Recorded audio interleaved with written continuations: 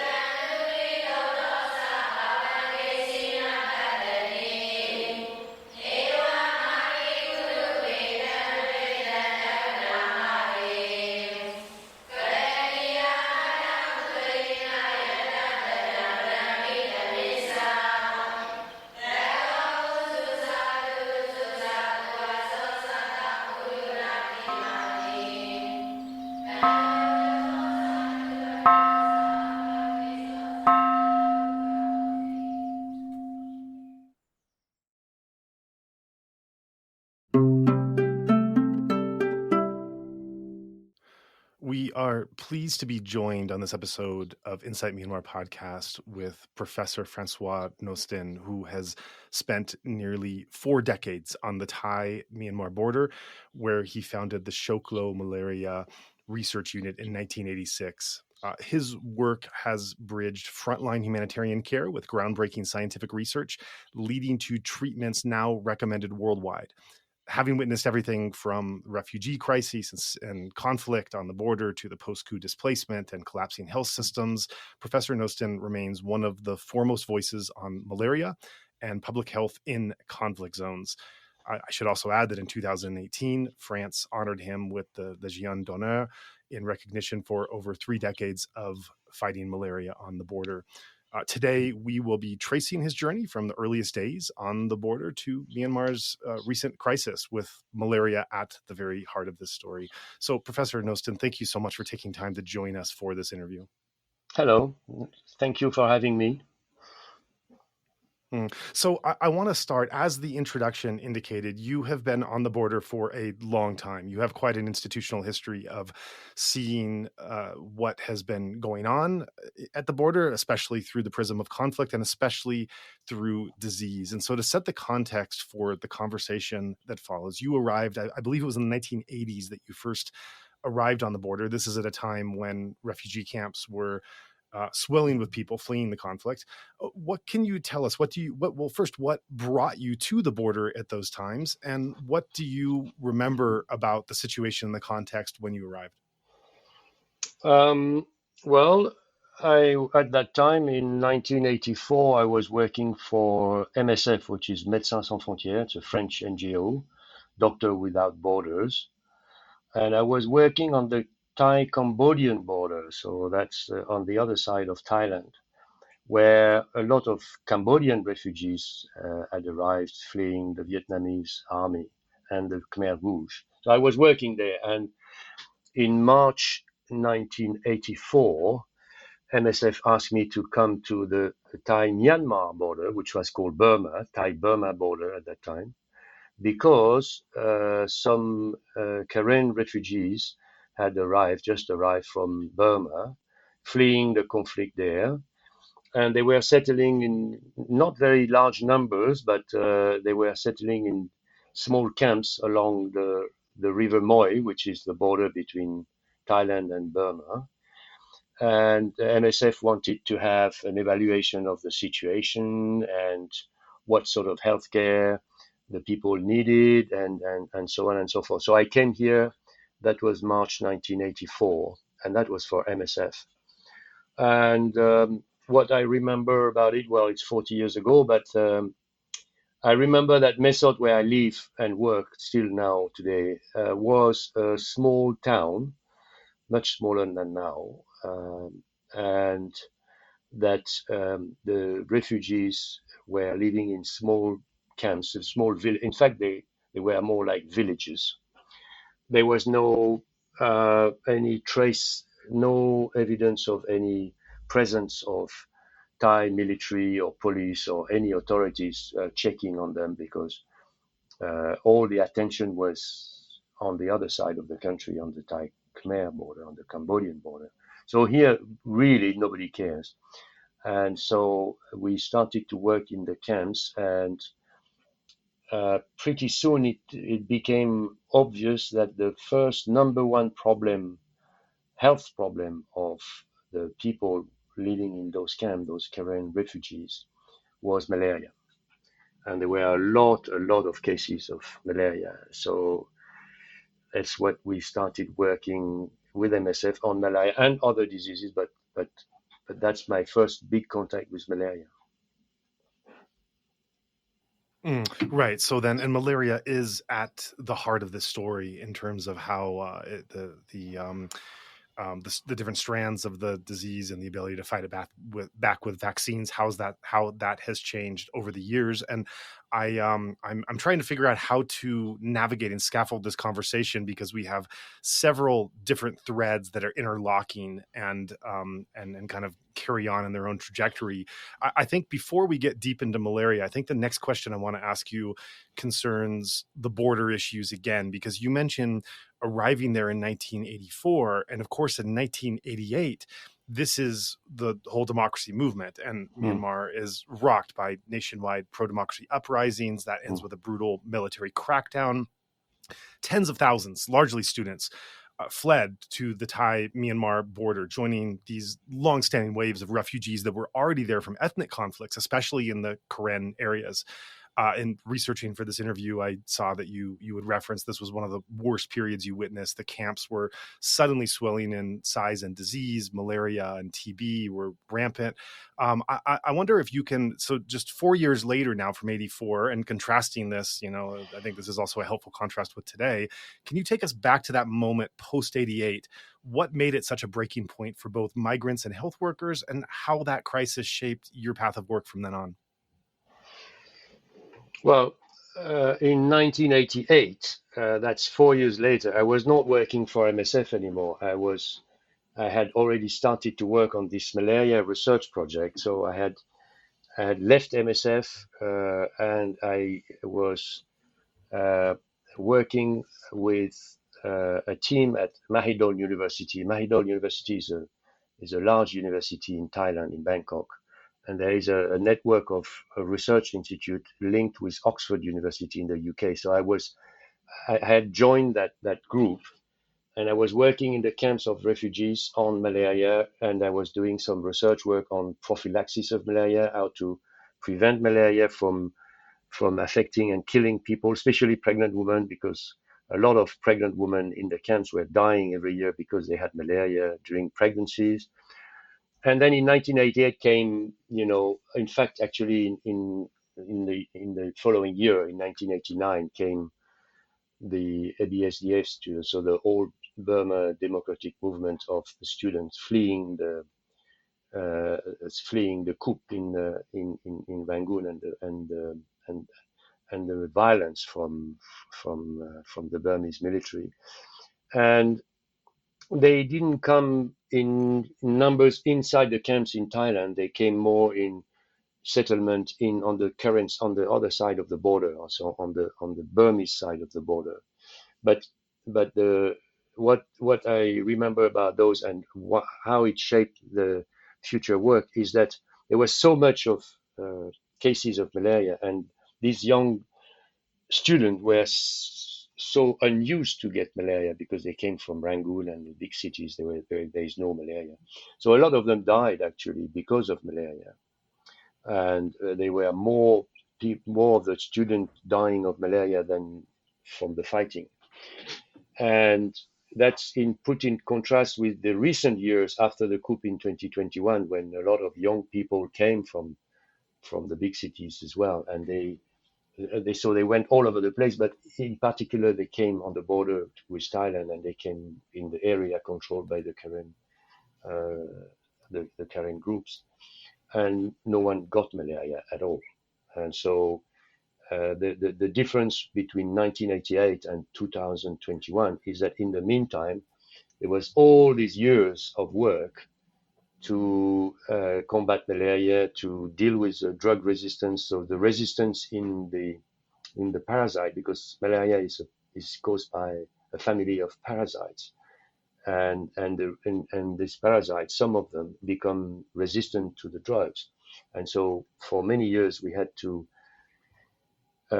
understand the resistance and overcome the resistance with new treatment, new drugs that we were introducing at that time. And we also tried the vaccine that you mentioned in 1992, 93, but it didn't work. So the protection from that vaccine was zero. And so it was abandoned. But the fight continued against malaria. And finally, we overcame the disease, and there is no more malaria now in the refugee camps are still there. They are still here. There are still some refugees, about 90,000, but they don't have any more malaria case in the camps. And there is no more malaria in the population outside the camp, which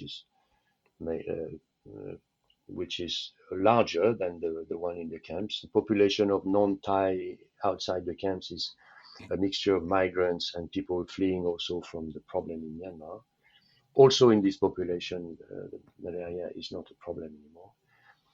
And even in the current state, malaria has been very much reduced over the years. So how this timeline, if you want, from 1998, I started this work in 1986, but in 1988 there was this uprising.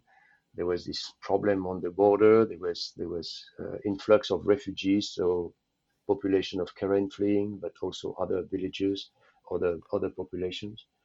So there were the swelling of the camp population. So we continued to work in the camps until 2007, or 2009, and then after that we focused on the population outside the camps, which is much larger. And so for all these years, we combined the work on research, trying to improve the knowledge and the treatment of the disease, but also on humanitarian work to try to alleviate the problem for the population. I just want to go back to your descriptions of 1988. I mean, this sounded horrific, of all these young students that were fleeing military crackdowns, that were from cities. Their systems were not used to these diseases, and just the level of devastation and really death of how many of these young students succumb to a really vicious form of malaria then. As far as it's possible to remember being a young doctor at that time, being trying to do your best to be able to help in any way possible in those really impossible situations. Can you take our listeners back and just describe the scene if we were to step into what you saw those many decades ago? What was the scene, and what was the situation like as far as you can remember on the ground? Well, first you have to realize that the malaria was a problem not only for for the for the students that came from the big cities. It was also a big problem for the population living here, the Karen population. And it was the first, in 1988, malaria was the first cause of disease in the camp and the first cause of death. So it means that we had a small clinic, a small hospital in the camps. So the camps were like village in the forest. We were inside the forest, difficult to access. We had to access with the four-wheel drives or on foot. And we had a small hospital in bamboo and leaves. I had a house. I lived 10 years inside the camp in a bamboo house, Wow. and we were living next to the hospital. So the hospital was made and equipped so that we could treat patients, children and adults alike, for malaria and other diseases, but mostly malaria. And we could also uh, see pregnant women during the pregnancy. They would come regularly to our clinic, and we will screen their blood. And if we find that one has malaria, she will be treated immediately. So one of the first impacts of our presence in the camps was that the mortality in the mothers due to malaria, this mortality dropped from very high level to nothing. There was no more women who died of malaria after we introduced that screening. So we were living in those camps. We were working in various places with a team. So we were going from camp to camp, and we were also advising MSF because MSF was still there. They were still the main medical NGO in the camp. So we were in close collaboration with MSF and with the Thai hospital also, and we were updating them on the level of resistance. And for example, in 1991, so a few years later, we could prove and demonstrate that the drug that we were using at that time was not as effective as it used to be. And so we had to change the treatment. We had to modify the treatment. So we could explain and demonstrate that with data, with evidence, and showing that we had to change the treatment and the new treatment was working better. And so immediately MSF adopted the new treatment, and soon after the Thai program also changed their treatment. So we could by combining intervention and research, and we of course published the result into a medical journal and things like that. So we could have an impact very quickly on the way that people were being treated in the camps and around the camps. So I would not, as far as I can remember, in the 90s, and it was not. It was not a bad situation in a way. It was bad for as far as health was concerned because we had to fight against a disease which killed a lot of children and adults. But we were the environment in which we were working was not that terrible. It was less stressful, for example, that some of the camps that I known before in Africa or even in Cambodia, or so it became a problem more in the years later in 2000 when the problem between Thailand and Myanmar uh, escalated, and there was some tension on the border. There was some. So, but the first 10 years were quite actually quite. How should I put this?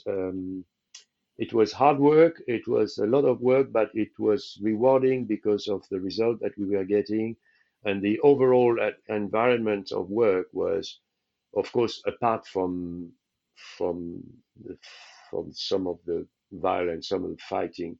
But actually, in 1988, for example, the fighting was quite far away. We could still, we could live on the border without much fear of it. You have to wait until 1996, so 10 years later, where there was a split in the Karen movement, and there was some fight among people, and there was the fighting came closer to the border. There was even some incursion on the Thai side. So some of the camps were burnt down, were attacked.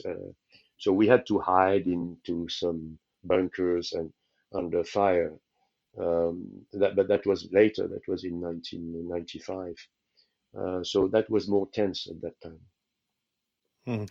And you're describing how you came here on assignment originally with MSF, and then over the time you set up your own practice and clinic, and you mentioned living in a refugee camp for 10 years. I mean, these are not easy conditions for you to live in, to say nothing of just the actual comfort of that living, but the tensions between the different nations and military groups, the presence of of the afflicted that you're helping, and those living in really dire situations. So I'm just curious, what drove that decision for you to put yourself in this place where I think a lot of our listeners, checking ourselves and thinking if we would make some of those decisions at that same time, I don't know how many of us would. So what drove that decision making process of you to want to put yourself in that position to help in the way that you did? It's not an easy question to answer. I think that I had worked for MSF for years before. I went to Africa, I went to West Africa, I went to Uganda. I worked in various difficult conditions before. And that's what I wanted to do as a doctor. I did my medical school to be able to travel and to do something that I think was useful. So for me, and you have to try to put yourself into the mood in the 70s and 80s, where people like me, we were, young people, 30 years old, we still had a lot of ideals and we still thought at that time that we could do something to change the conditions of some people. We still had some illusions, so to speak. So for me, it was natural to do it. It was not. I didn't. I didn't sort of sacrifice myself to do this. I thought that living in the camps and working there and doing what I did and still do now, researching on a disease like that and finding solutions to treat and prevent and understand uh, was useful and is useful. And for that, I had to combine, because I could have also worked into a, a lab or a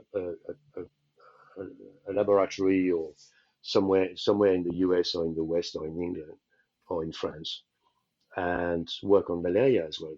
I know I have some friends who have done that, but that's not what I wanted to do. I wanted to see patients. I wanted to be a clinician, and so I could combine my desire to be a clinician uh, to be with the desire to be a researcher and to understand what was going on. So combining those two curiosity or these two desires meant that I was in the best place I could be, because I was in the middle of the place where it happens, where there was malaria transmission in the camps. We could study the vectors, the mosquitoes. We could catch mosquitoes. We could see that the mosquitoes were infected with parasites. We could follow the children. We could prevent pregnant women from dying. I also set up a small clinic where they could come and deliver their babies, because before that they would deliver their babies in their house, and that was not safe, because it's not safe. So we we provided them with a place where they could deliver their babies safely with trained midwife and a bit of equipment, so that. And also I had the means. I had a car. I had a four-wheel drive with chains, on the tires. When the rainy season came, we had to use chains to be able to drive outside the camp. And I could take the woman to the hospital to have a cesarean section to get operated. So there was a very rewarding position, and still is, because of the impact that you have on lives of people. So I think that's what I wanted to do, and that's what I've been doing for all these years now. Um, now I'm reaching an age where I should give, I should hand over to younger generation to do it, to continue the work. But that's not an easy task because as you alluded to, it's not that easy to find people who are going to want to live here. Although Mesot is, we have now good connection with the internet, as you can imagine. Thailand is a country that works, so the logistics is there, electricity is there, so the comfort in the Mesot is fine. But But still, it's difficult to find experienced people who are willing to spend some years here, relatively isolated from the rest of the world. Um, and for example, yeah, so it's not that simple. It's not that simple to find what the succession plan of what the succession will be. But I'm still trying.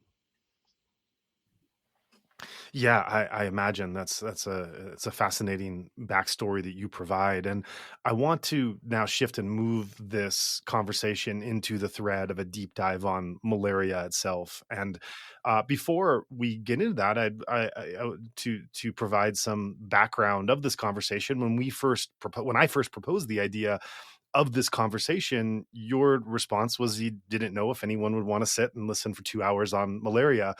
As it would happen, I was after we met, I was meeting with a another friend and referenced that comment to him. And this happened to be an individual who was he's from Australia. He was a monk in Burma in the late 70s, early 80s, and he was stricken with malaria on the border at that time, which was, the really terrible strand of it. And it was a moment that shaped his life. He's talked over the years I've known him of the intensity of pain that he experienced. This is a monk whose spiritual vocation is to observe the experience of suffering, and he's described the level of suffering that he incurred while he had malaria. He said that he just kept thinking to himself at that time, death would be better than this. Death would be much, much. I would welcome death compared to this level of pain and suffering I've experienced all these years later.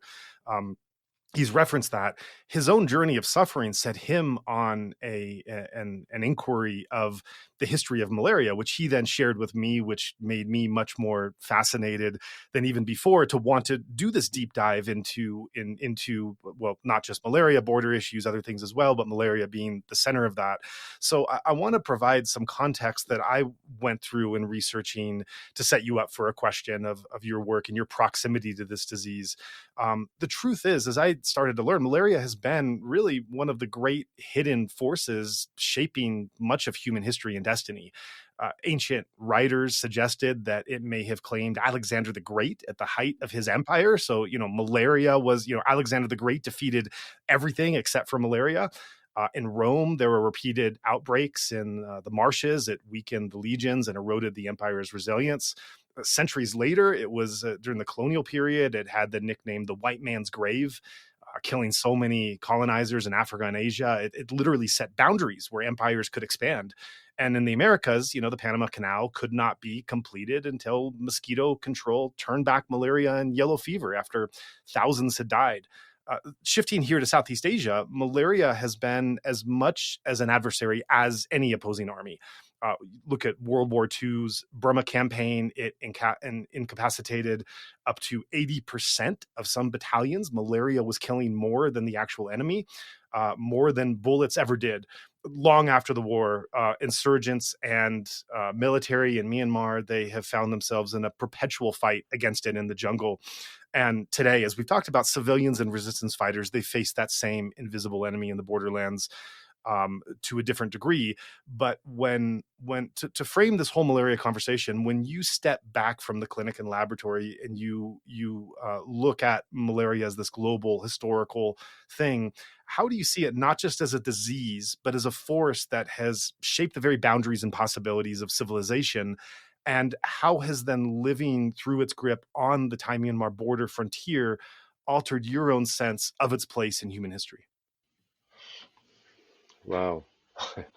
um, just before I start, maybe for your listeners, because some people may not know, but the CDC, right? The US CDC in Atlanta, Yes. which has been under threat recently. This agency was created for dealing with malaria in the US. Mm. And so it was in charge of trying to control malaria as a disease in the US. So it has indeed impacted many countries, all the continent. In fact, If you go back not very long ago, 200 or 300 years ago, there was malaria in most of Europe.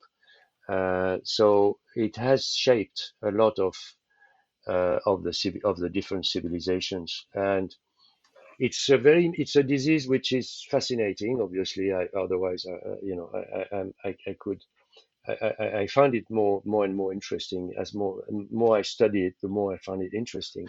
But not interesting only because of the biology, but also because of this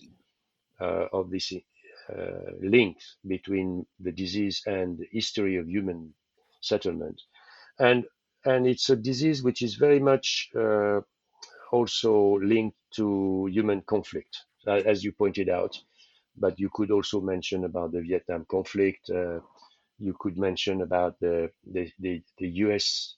intelligence service dropping medicine for Ho Chi Minh during the Vietnam conflict in the northern Vietnam because he was dying of malaria.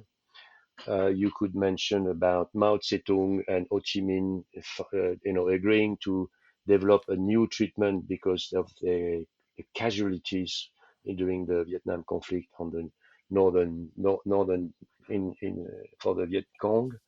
They were losing many men to malaria, so Ho Chi Minh approached Mao Zedong to get, and that's how Mao Zedong ordered his uh, his scientists to find a new cure for malaria, and that's how they found artemisinin, which is now one of the cornerstone medicine for the treatment. In the meantime, so that's back in the 70s, the US military were developing new drugs for their troops, and that's what we still use now. Chloroquine came from the German military in the Second World War. Mefloquine came from the US military. So it's very much the link between the disease and the war and the human conflict. And during the Second World War, for example, the Japanese wanted to control Java and Sumatra because of the plantation of quinine. So that's the quinine was the only natural drug against malaria, and they wanted to control that because who, who controlled the quinine production could give quinine to its soldiers and protect them against malaria. So it's very much entangled, and still now, of course, as you mentioned, until recent years, but it has been there for a problem for the guerrilla troops and the people fighting and living in the Southeast Asian countries. Um, but in recent years, it has receded from most of Southeast Asian country, like the Greater Mekong region. So if you look at Vietnam, Cambodia, Laos, Thailand, malaria is not a problem for the populations anymore. It's not a problem for the military anymore. But there is only one country where it's still a significant problem is in Myanmar because because of the problems, because of the instability, because of the healthcare system has collapsed, because of the fighting, because of the insecurity. So, in other words, uh, if you have a stable country who's developing, even slowly, even if it's poor but it's developing and it's stable and it's peaceful, you can control malaria, you can get rid of it. But if you have troubles, instability, population displacement, like look at Venezuela, for example. It's not to talk about Southeast Asia, but talk about Venezuela, for example. Venezuela was going through a phase of development, and oil was bringing a lot of money into the country, and malaria was disappearing, and then everything collapsed, and then now malaria started again and exploded again in Venezuela. So that's another example of the link between the fact that a country can be slowly but surely getting rid of the disease because it's possible. With the tools that we have now, we can very well get rid of malaria.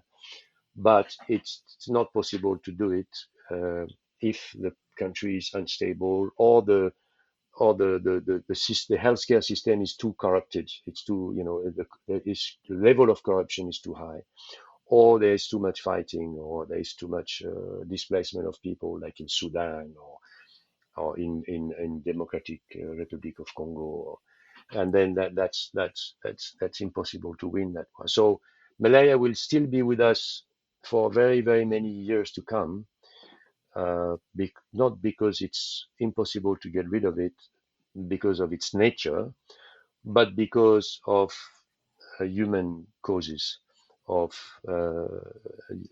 human reason caused by humans, not because of the because getting rid of. I'm talking about falciparum malaria because maybe what you have to and your auditors have to understand is that there are several different types of malaria. There are 5 Right. different Yeah. parasites. But most of the time when we talk about malaria, we talk about the dangerous one, which is falciparum malaria. And falciparum malaria is the one that kills a million people every year, and it's one that is becoming resistant to drug easily. But there are other types of malaria that are less severe, but they are still quite a significant burden for the population. Um, but but but whether it's falciparum or other species of malaria, it's possible to eliminate them. Say not eradicate. The difference between eradicate and eliminate is that eradication means that there is no more organism in the whole world, and so it's gone from everywhere, from the lab, from everywhere.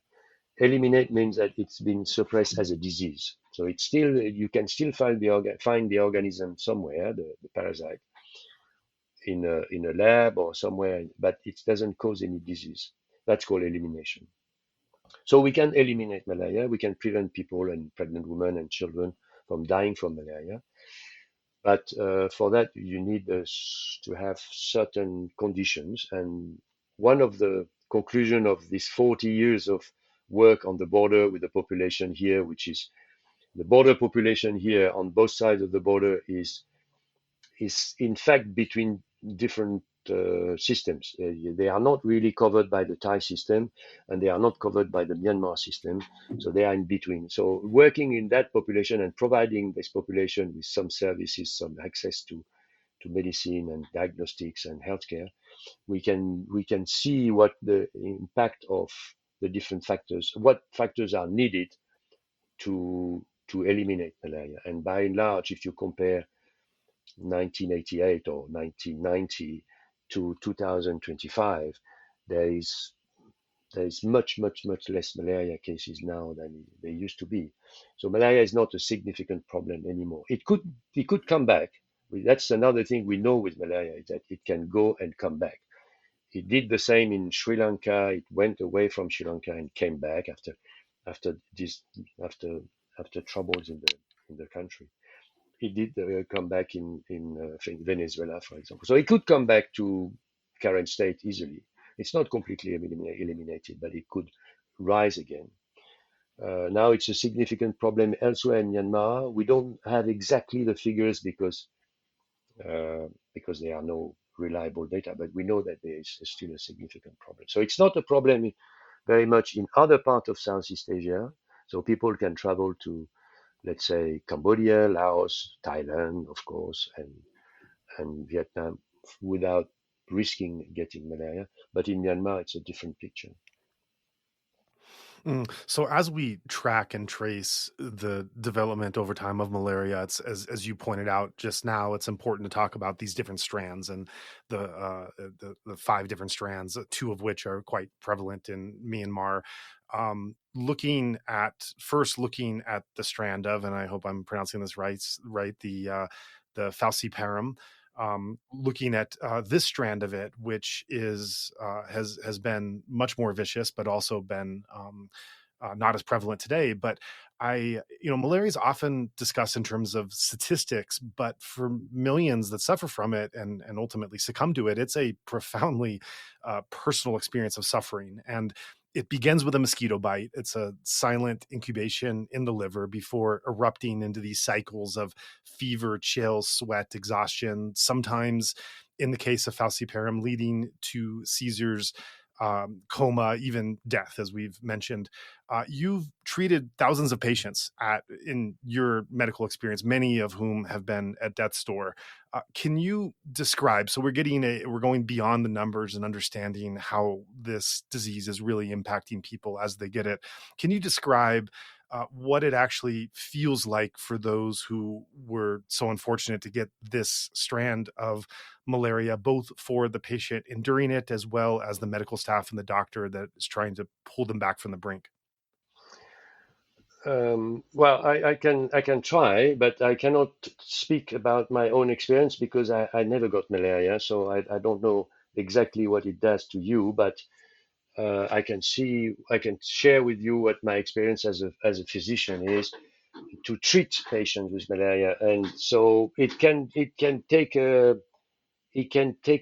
spectrum, a variety of shapes and forms. And if you want, you can have episodes of malaria which are, well, first of all, you can have malaria parasite in your blood and not have any symptoms. You are perfectly healthy, perfectly fine, and no fever, nothing at all. That can happen. But it can also be that the parasite is going to multiply, and more the parasite multiplies in your blood, because the parasite is in the blood, red blood cells. The more the multi, the more the parasite population grows, the sicker you are. So if you have a little bit of parasite, you are a little bit sick. If you have a lot of parasite, you are very sick. So there is a correlation between the number of parasites in the blood and the level of sickness. And it can usually manifest itself as, people coming to the clinic with fevers. Fever is a very the most common signs of malaria, of falciparum malaria, is fever. So they have fever. The fever is going up and down and up and down and up and down. So it's a profound fever, a lot of sweating, headache, and the children are vomiting, some have diarrhea, have abdominal pain. So it's a disease that makes you really sick. If you don't treat it early, then you are more and more sick. So you are going through phases. So you are very sick, and then you get better. And there is when you get better, when the fever goes down, and then the pain is going away. You feel like a little bit euphoric. It's, oh really, God, it's nice, and then you are a bit like, and then it comes back again, and that is because of the cycle of the parasite. The parasite go through cycles, different stages, and then when it bursts into new parasite, then that's where you have the fever, and then when you feel very bad. And then it carries on like this for several days. And finally, the parasite get to your brain. And there you get into serious trouble because become unconscious, you have seizures, and you can die. It also get into other vital organs like the kidney, like the lungs, like the liver. And then it can create troubles with the functions of these other essential organs. So when it's really getting bad, you have a patient with multiple organ dysfunctions. So the kidney don't work anymore. It doesn't pass urine, and finally the brain stop working because it's full of parasite. There is no more oxygen going to your neural cell, to your neurons in the brain, and death, and then it's yeah it can it so it's a very, how do you say that it's a disease that can deceive the clinician who is not used to it very easily. It can take different shape, it can change its appearance. So as a young doctor not used to see malaria cases, you can easily get defeated, and you can think that, oh well, this is a meningitis, but it's in fact not. It's malaria. But when you have seen cases and cases and cases, you learn how to recognize it. And but I still remember vividly the face of a pregnant woman that I saw in 1988 or 89, who came walking to the clinic. She was walking on her own, and said that she had abdominal pain. She was pregnant, and I checked her, and I thought, maybe she has a urinary infection, which is quite common in pregnancy. So I asked the lab to collect a little bit of urine and check with the microscope whether there was any infection there. And I also asked another technician to check her blood just in case. And in fact, she had malaria. And by the time she was diagnosed with malaria, she was dead. So from the time when she arrived on the 2 feet and the time she died, there was 2 hours. So Oh. you see that it can be something that is very brutal, and and so it means that you need to respond very quickly. You can't just say to somebody, well, it may be malaria, but it may not be. Come back tomorrow, we'll see, because tomorrow may be too late. Too late. Maybe the patient will be dead already. So you can't you can't do that. You have to be. So that one of the thing that we spend quite a lot of time in the early days to train the medics, the local health workers and things, is to react quickly to quickly have a diagnostic with. So at that time there was no other way, but we had microscopes. So we trained them to use microscopes. We trained them to take a blood sample, to look at the blood with the microscope and to find the parasite. And if that test was positive, then to treat early quickly. And so that was part of the early training.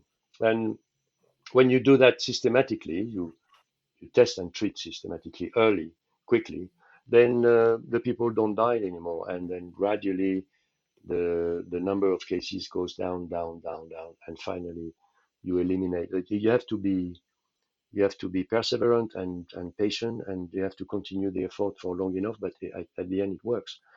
So, so it's a bad disease, but you can beat it.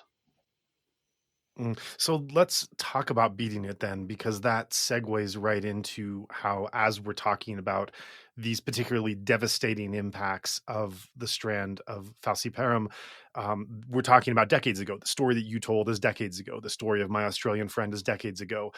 This is a two-part question. The first is, how did the success come of this strand no longer being the real danger and devastation that it was, historically, not just on the border, but all of human history, as we've talked about?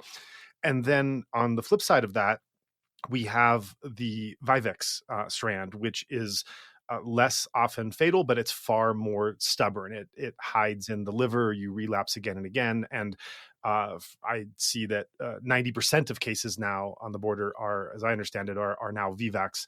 So the second part of this question, then, after the success of being able to eliminate, I think is the word that you called upon, the more devastating strand. How then are these parasites different in terms of the way they strike, the way they persist, and the way they shape people's lives, and why is VVAX proving so much harder to eliminate? Mm.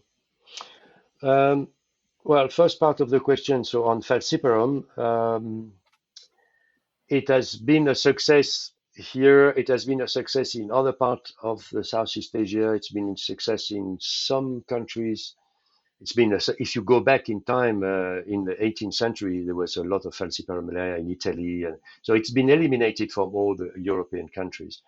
It's been eliminated for the US. It's been eliminated from all the countries that developed, basically. So Mhm. all the countries that developed managed to eliminate the malaria transmission there through various means. But in the modern era, then there have been some success, and the success here is based simply on the fact that if you provide the people with access to diagnostic and treatment, adequate treatment early on, so within 24 or 48 hours of fever, then you eliminate falciparum. And we have proven that 25 years ago with a project that we did on the Thai side of the border. Actually, it was the first time in history that the Gates Foundation was providing uh, a budget for a project in its history.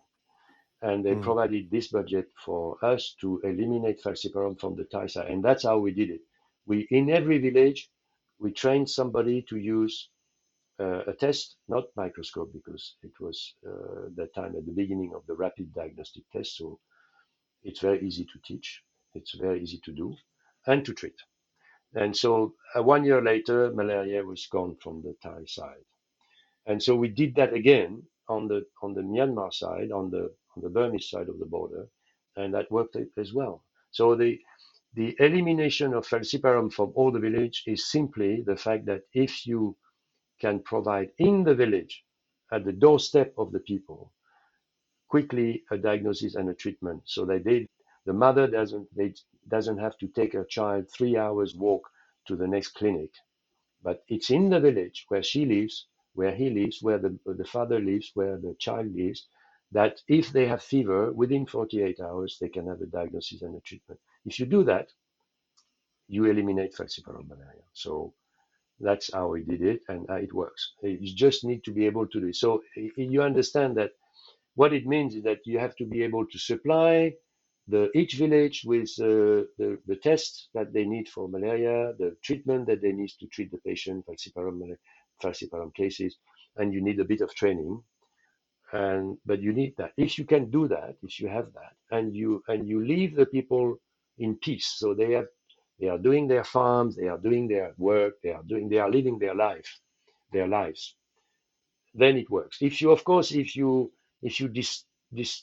disrupt the population, you bomb them, you attack them, the population has to run away in the forest to protect themselves, then that system doesn't work anymore because they can't get access to treatment. They stay with their parasites, and they have malaria, and they transmit the disease to other mosquitoes, which in turn will transmit to other people. We could calculate that if somebody has falciparum malaria and doesn't get treatment within 48 hours, so let's say stays for 3 days with fever or 4 days with fevers, right?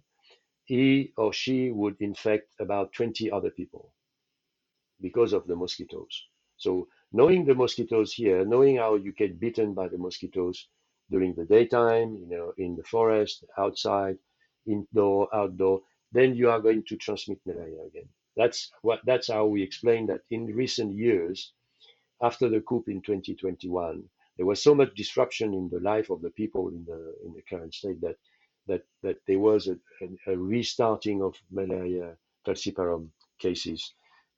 Not massive, but there were some increase, and then now it's going down again. So, in other words, for falciparum, the difficulty was that it's a parasite which is it's very dangerous, but it's also very able to become resistant to drug. So that's the main property of this parasite, is that it can mutate, it can change his DNA, and it can become resistant to drugs. So it did that many times over the last hundreds of years, and it's very good at that. So we had to identify the problem, study it, and then find new treatment to replace the one that didn't work anymore, that don't work anymore. So there was a time in the 1990s where we thought that we would not have any more drugs to treat, because all the drug that we had in the pharmacy or on the market, they were becoming useless. So we thought that we were going to reach a point where we would have untreatable falciparum cases. And fortunately, that's when we got access to the Chinese drugs, the artemisinin, which had been developed by the Chinese researchers during the Vietnam conflict. And so we got some of it. We combined it with some drugs that we had from the US military, and we developed this new combination therapy, and that works. And it works. So it means that we could treat the patient again. And then there were some new families of combination therapy that was developed. And now we are still living with this heritage of artemisinin combination therapy. So, in other words, with this approach of treating the patient with appropriate treatment, which is an adequate treatment, which is an artemisinin-based combination therapy. So a combination between an artemisinin drug, which is coming from the Chinese pharmacopoeia, and another partner drug, which is coming from the European, or American and European pharmacopoeia. Then combining those, we can manage to eliminate falciparum. The problem is in Africa, because Africa is very different. The vector, the mosquito, which is transmitting malaria in Africa, is not the same than in Asia. In Asia, we have maybe 40 different type of mosquito that can transmit malaria. In Africa, you have two, and they are very aggressive, and they are very good at it, and they can survive in many different conditions. They can fly much further away, long distances. So there is much more transmission in, let's say, Central Africa or in the DRC than in Myanmar. And so that's where the problem is now. If you look at the statistics, you will see that falciparum malaria kills still about 700,000 people a year. According to WHO, which we can discuss the validity of this number, but let's say it's generally accepted that it kills several hundreds, maybe 700,000 people. Most of these deaths are in African children, and so that's where the largest problem is with this parasite. Of course, it still continue to kill people in Myanmar, but much less. I mean, it does kill people, but the transmission is much less. So the vector are less effective. There are less cases in Myanmar than in sub-Saharan Africa country. Now for vivax, it's a completely different. So it's a different species. So it means that the falciparum parasite cannot mate with the vivax parasite. So if you put the eggs and the female, because the malaria parasite has a complex cycle. There's at one stage there are male and female form of the parasite which are recombining and have a sexual reproduction in the mosquitoes. You cannot mix up the species. They don't cross each other. So that's why we call them species. They are different species. So falciparum is a species, and vivax is another species, and you have another 2 or 3 different species. But vivax is often called the benign malaria because it doesn't kill you. It makes you sick. You have fever, you have chills, you have up and down fever, you have a headache, you may have diarrhea, you have abdominal pain, but you don't die. You don't die of vivax malaria. So it makes you sick. You are unwell for a few days, but after a few days, even if you don't treat, you recover. Your fever will disappear. The problem is that after you have recovered, let's say 5 days of being unwell, like if you have a bad flu, for example, you have a bad flu, you stay for 3 or 4 days in your bed with headache and fever, and then you recover. The same goes for vivax, except that this parasite, this species, has a form which stays in the liver, and that form will hide in the liver for weeks or months. And then after weeks or months, it will come out of the liver and it will give you another episode of fever and being unwell. And so if you have this repeatedly and you are bitten again and you have repeatedly this booster, then you lose a lot of time of your life in terms of works, in terms of schools, and eventually, if you are, for example, a child of 10 years old and you are living in Papua, where you are being infected by vivax 10 times a year, then at the end, after a year or two of this, you will become anemic because every time you have an infection, the parasite is in your red blood cells, will destroy the red blood cells, will destroy them, and then you lose a red blood cell. When you lose red blood cells, you become anemic. So anemic means you don't have enough red blood cells in your blood. So that's a problem with this parasite, is that it's a burden, health burden for people, especially because it makes you sick, it makes you ill. It doesn't kill you right away, but it will cause problems, especially in children. And it does cause problem. That's another result of our research here. It does cause problem in pregnant women, and we often forget that. But vivax malaria, even if it doesn't kill people, uh, adult or in children, it does cause abortion. It does cause miscarriage. So a pregnant woman in the first trimester of pregnancy who gets vivax, she has a higher risk of losing her babies than a woman who doesn't get vivax. So it is associated with uh, stillbirth, no, abortion and miscarriage. So loss of pregnancy, loss of fetus. So so the problem is, so you would then ask, why is it so difficult to eliminate vivax? The reason is that we have very few drugs to treat this parasite when it's in the liver. When it's in the blood, it's easy. You can treat it with chloroquine, with cheap drugs, with very any drugs that you want to use, you can use it and it works. But once it's in the liver, it's hiding there, and that it's very difficult to get rid of it. And the only drug that we have at our disposal are old. They are 60 years old drugs.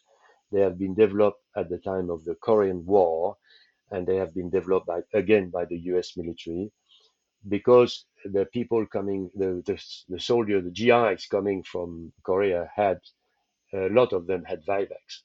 And so they discovered that drug, which was primaquine, and they use it. But then they realized soon after they started to use it that, okay, it does eliminate the Vivax in the liver, but in certain people, it does cause destruction of the red cells. And who are these people? They found out at the beginning that they were most African American, and then they found out that it was caused by a genetic disease, a genetic inherited disease, which is quite common in Africa, but it's also common in many other countries in South America and in Southeast Asia. And that disease is transmitted by the genes from the mother to the babies. So about 15% of the people have that disease. Normally, they don't feel it. They don't feel that they are sick. They have no problem with living. But if you give them certain drugs, then they lose the red cells. They lose their blood. And one of those drugs is the drug that we use for Vivax treatment, so primaquine. So we have a problem here, because if we want to use primaquine in the population, we have to check first whether people are carrying that inherited disease, that abnormal disease in their DNA. And so we can do that now quite easily, but it means that it's more complicated than falciparum. You have to test the people, and that you have to detect the people who have this inherited disorder. And then for those, you cannot give them this drug, so you have to find another way to protect them against malaria.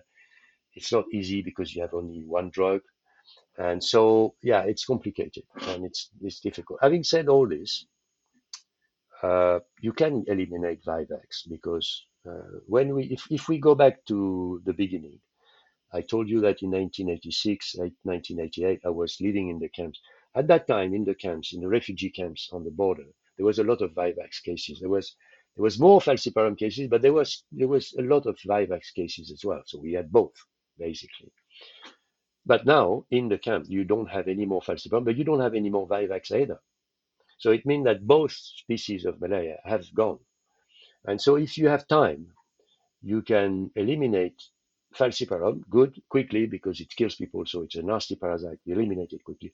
If you have time, you have 20 years in front of you, you will eliminate Vivax as well, because when you treat, the reduction of transmission makes it less and less likely that people are going to get bitten, so they have less and less parasite in their liver, and gradually that reservoir, we call it a reservoir of liver stage in the population, goes away, and then it disappears because there is no more infection.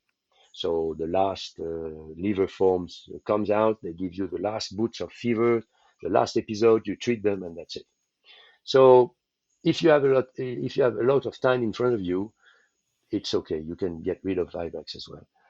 But if you want to go faster and eliminate vivax quicker because you want to get rid of it, because it's an impediment to the development, to the economic development of people, to their well-being. It's not nice to have fever, blah blah blah.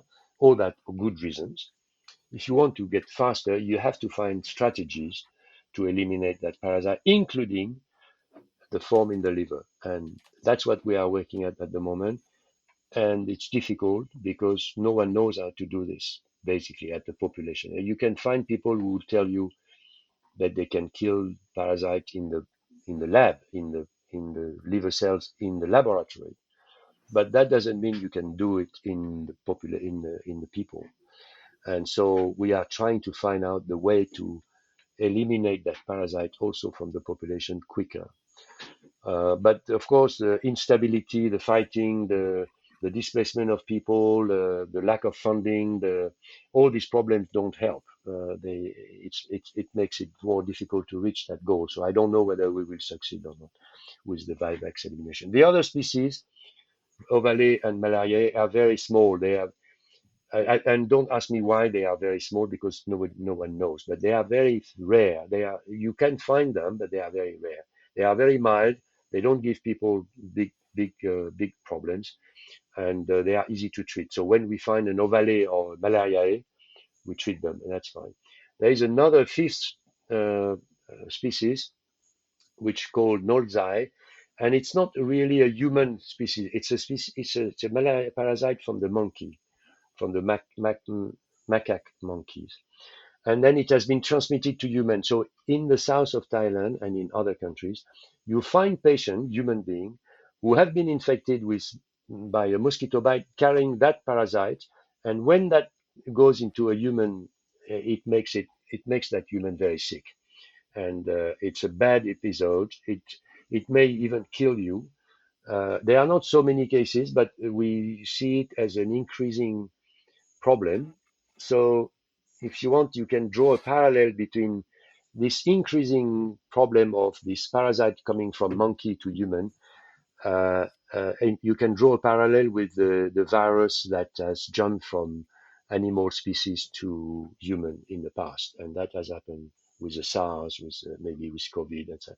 So the proximity of animals who have, because you should know also that there are malaria parasites, different species, in many, many different animals, in monkeys, in birds, in penguins, in snakes, in crocodiles. So you have many different type of malaria parasites in many different animal species.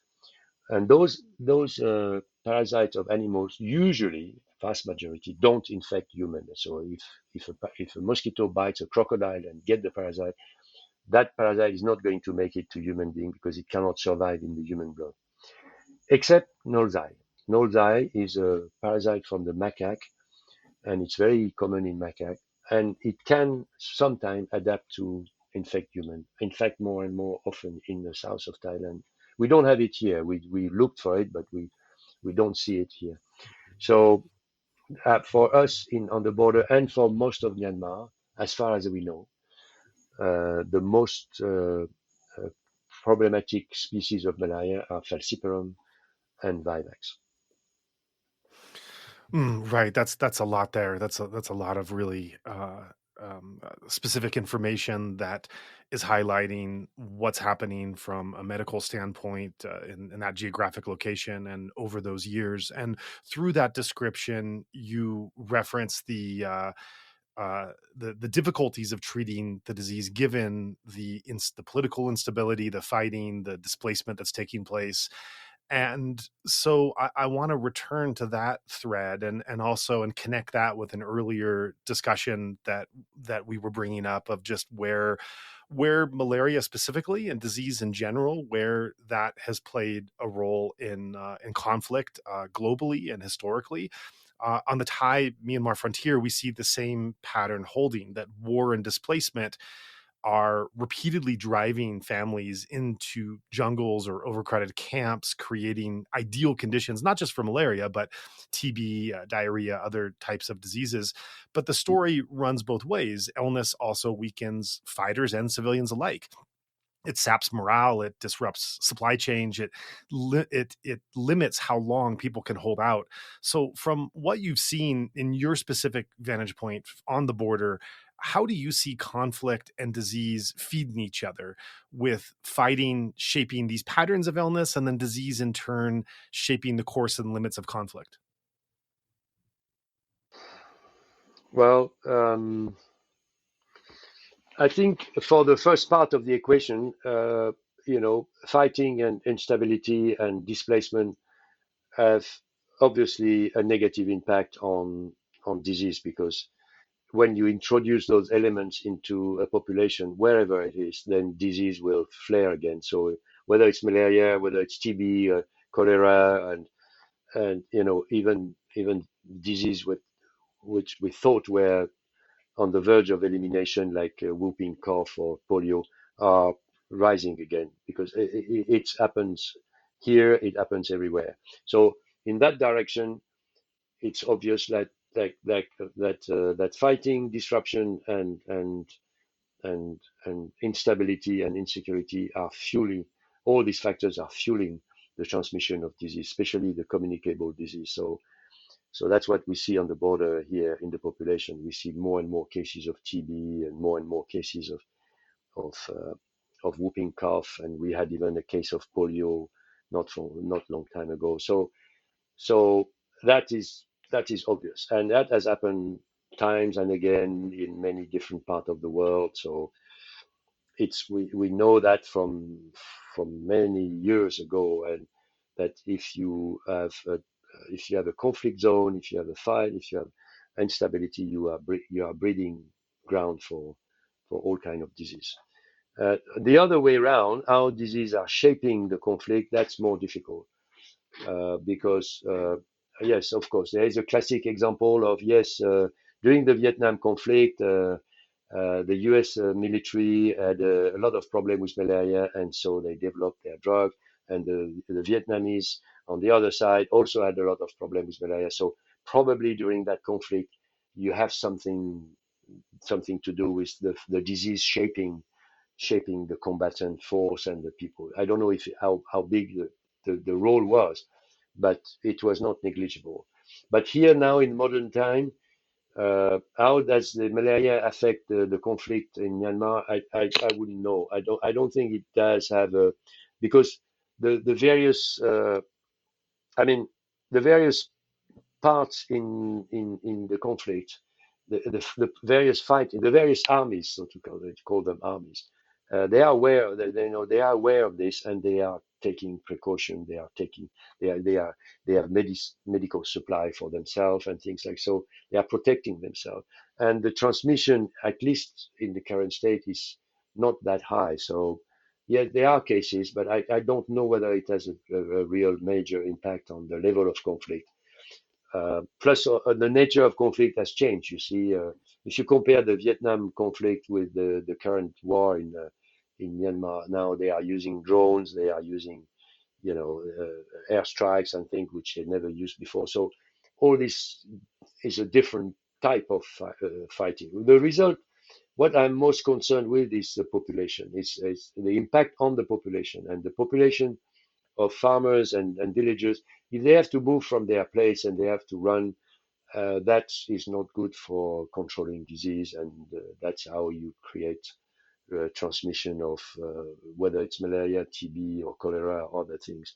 And the children are not getting their vaccines. So I know that there are a lot of people in different Western countries that are questioning the usefulness of vaccine. But I can tell you that here there is no question about the usefulness of vaccines, that if you don't have them, then you see a return of disease that were under control when we had vaccines, like measles, like polio, So we try, but it's very hard to control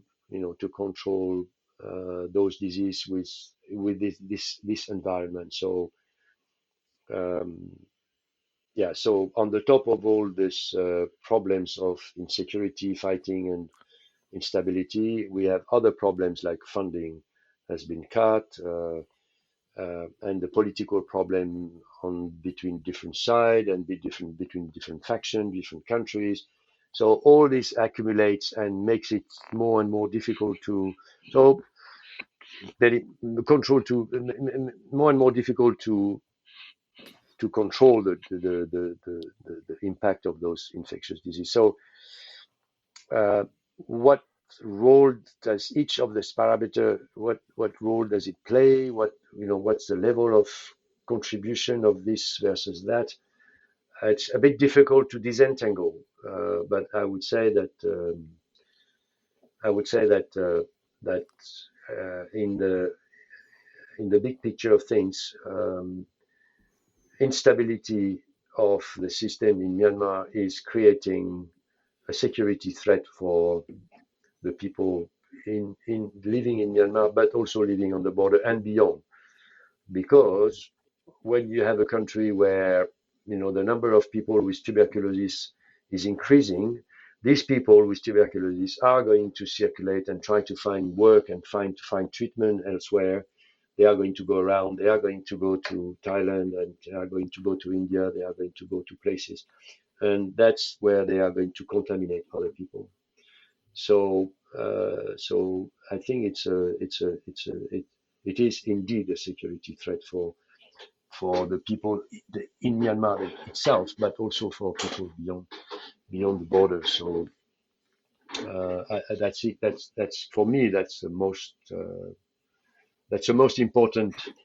Uh, that's important aspect of the question. Whether the disease are shaping the or conditioning the fighting, and that it may be, but I don't know how important they are for that. I think that they are the other impact is, I mean, the other way around, to look at this problem, at this question, is more relevant, more yeah more important, I think, for the near future. Sure, sure. And I want to return to the thread in our conversation where we picked off at the very beginning of talking, again, for our listeners' sake, referencing that there are multiple threads that are intersecting and overlapping here as we try to talk through one and then another. And one of the first threads we kicked off was the timeline of you arriving at the border in '84 and being there through this day. And so you do have this institutional history. We talked about '84, '86, '88, and then into the '90s. The next period I want to track as to what was happening on the border, both in terms of conflict, displacement, and disease, which is your specialty and why you're there, is the transition period, because so many different voices have, especially after the coup, have commented on what this slight democratic opening really was. And certainly, I think if you were Bamar, if you were middle class, if you were in urban areas, there were really quite significant changes that were occurring in your life. And yet, in some of the ethnic regions, I mean, particularly Kachin and with the Rohingya, the transition was the so-called transition, the fake transition was a nightmare for them. In your case, on the Thai Myanmar border and largely interacting with Karen and Karenni, I assume, populations and villages, I'm and I should mention, we have done interviews with a number of people who have been involved in the TBC and have talked about during the transition how they were looking at, well, maybe now Myanmar is safe and all these refugee camps that are in Thailand, they can now go back to their home country. We know that wasn't exactly the case, even though some of the cheerleaders wish that it was, and we're giving different versions. But I'm curious about what you were seeing in this time of cautious optimism, where conflict had ebbed in some areas. There were tentative reforms that were taking shape. There were questions about camps that might look to be closing, or at least the population's going back. So how did that period of quote unquote hope look from your perspective on the border, and as well as what was possible at that time to do with treating disease? Did it open up more possibilities during that period to be able to serve the population medically more than before the 2010s? Mm, no, I mean, during that period of so-called transition and openness,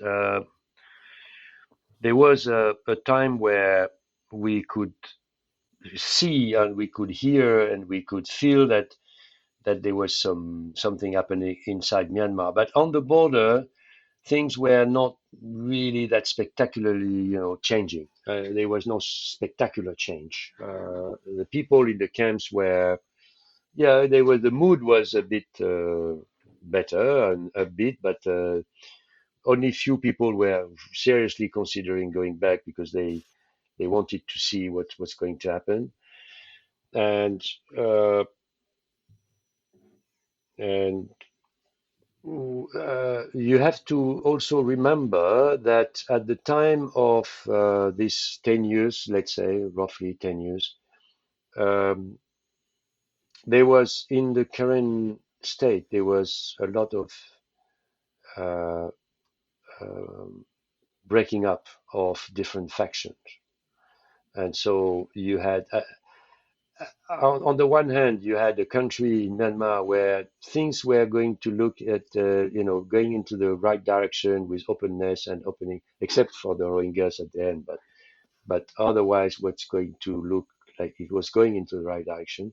But in fact, in current state, you had this situation where you had more and more different various groups which were antagonizing each other's, like the different factions, and so you didn't have any unity here.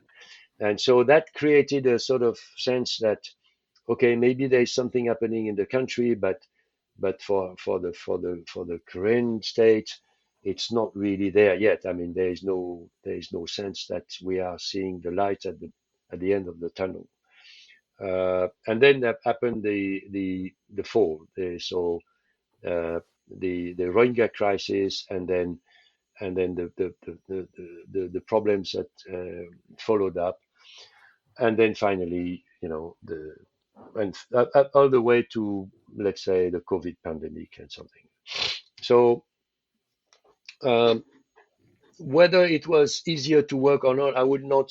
I mean, for treatment of disease, I mean, this we started the elimination campaign, aggressively going after malaria elimination in 2014. So uh, before that, um, I had been to in Myanmar itself several times. I had worked in different places in early 2000 in Myitkyina, in the Kachin state, in Lashio, in Tatong, and even in Rangoon, in some hospitals. So I could feel that there might be some opportunities of development in some areas, and it was very complicated, but still maybe something was possible. But after COVID, then it broke down completely. Um, and before that, so the treatment was, I mean, we started the elimination campaign in 2014, and by 2017, so that's the time of the Rohingya crisis. By 2017, we knew that we were on the right track to eliminate malaria. So uh, malaria had already disappeared and being eliminated in 90% of the village where we worked in current state. So we were encouraged by the impact of it. And it's true that we could work more, uninterrupted by fighting or by anything. So it meant that the supply would go, the training will take place, the data will come back, we mapped the whole place, and we could operate. So it was good, in inverted bracket. But of course, after the closure of the border, after the COVID pandemic, And after the coup, then it became more and more complicated to operate. Um, so in summary, the sort of opening of Burma or Myanmar for some times uh, was was we knew that something was happening in the country. We knew it on the border, but it was filtered on the border by the fact that the current politics were not more clear than that, and the interaction between the Burmese and the Karen was not very evident, very obvious what was going to happen. Uh, but on the malaria front, we knew that we were in the good in a good direction, in a good the strategy was good, it's working. So it's a mixed picture that I would describe during this period of time. And after it ended in with COVID, and since then it's only been more and more difficult, um, because of the situation has deteriorated quite seriously. And that's exactly where I want to pick off on the next question, is where we landed today. So we've tracked from from pre 88 to post 88 through the transition, and now looking at following the military coup and following the 2021 coup. There are millions of people. No one knows the exact number of how many millions are internally displaced and how many millions have crossed into Thailand in some form. And of course, Mesad is the height of that activity. That happened in 2021, but then after Trump's election, you had a scenario occurring on top of that, where the United States froze foreign assistance / USAID grant making by roughly 90%, dismantling these lifeline programs for food, health, cross-border care. And we've only seen what the US has done, is being, rather than having other countries look to fill the gaps in, there's really been somewhat of the opposite of that. Of course, Sweden is now phasing out its development cooperation with Myanmar. It's capping CETA support in 2025 and then terminating in 2026. And then you have multilaterals like the World Bank, the ADB, the EU suspending development finance as well, and or shifting to very limited humanitarian channels. And so then from where you sit in Mesat and looking at these donor decisions on top of the what the military itself is doing to blockade and limit access, and we're seeing, just across the board, clinic closures and drug stockouts, the unraveling of services and vaccines. I mean, this is where your topic of vaccines come, and in terms of not just procuring, but also being able to deliver and administer. That's another big part of this question. And of course, the Trump administration and famous, and most notably RFK Jr. has have expressed great hesitation and skepticism about the role of vaccines. So with all of this together that's now happening, I mean, how would you paint this current situation, both in terms of what's happening now as well as contrasting with your institutional history of these cycles that you've seen before? Well, I'm trying to remain optimistic. So, of course, what you have described is true, and it's a huge problem. But I'm trying to see it as potentially as an opportunity. So, what has happened since the new administration decided to cut funding, and then other countries did the same, and and and so what has happened since then is that the community here has started to realize that the time when healthcare and education and for the population in the camp and outside the camp was going to be provided for free by international organization, this time was over. It was not going to continue because the world could not. And when I say the world, of course, the vast majority of this funding was coming from the US, but still the world was not going to continue to support it. Now, why is that? Well, there can be many reasons, and I think everybody can have their own opinion about. But I'm trying to see it as an opportunity to reinvent and redevelop new mechanisms. So I think that in the international funding that we used to see before, there was a lot of wastage. We don't need to spend all this money for the impact that we want. Getting rid of malaria in a place like Myanmar, in a state like current state or on the border, doesn't cost. It doesn't need to spend that much money, and so there was a lot of sort of overkill, and not only malaria but also other things. So I think that we can reduce, we can contract, we can go back to the essential, and we have to find new ways of financing this, the the health system and the education system, so that's what I'm trying to explain to the refugees, to people in the camps. But this is not the majority of the people. The people in the camp, it's only 10% of the total non-Thai population on the border. So you have 90% of the population. As you say, after the coup, a lot of people came across, and there are a lot of people that stay in the Myanmar side, and there are some people who are coming in the Thai side for various reasons, but roughly 500,000 people live now on the Thai side in this province, Tak province, near Mesot, north and south.